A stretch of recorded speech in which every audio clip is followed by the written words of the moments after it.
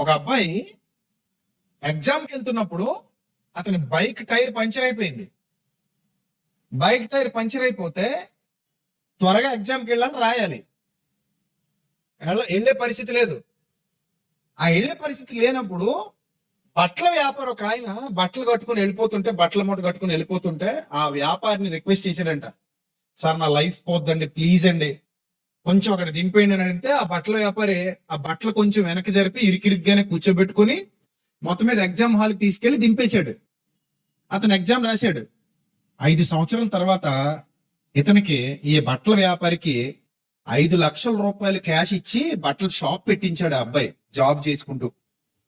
Success అయిన తర్వాత కూడా ఇతడు చేసిన చిన్న సాయాన్ని మర్చిపోలేదు. ఇతనే ఎగ్జామ్ రాయలా, టైంకి ఎగ్జామ్ హాల్కి తీసుకెళ్లి దింపాడు అంతే.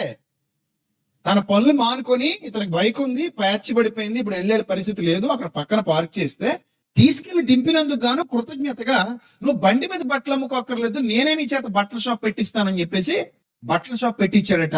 అది ఆ మనిషి ఆ వ్యక్తి పట్ల చూపినటువంటి కృతజ్ఞత. ఈ కృతజ్ఞత ప్రతి మనిషిలో ఉండాలి, లేకపోతే అసలు మన మనుషులమే కాదు.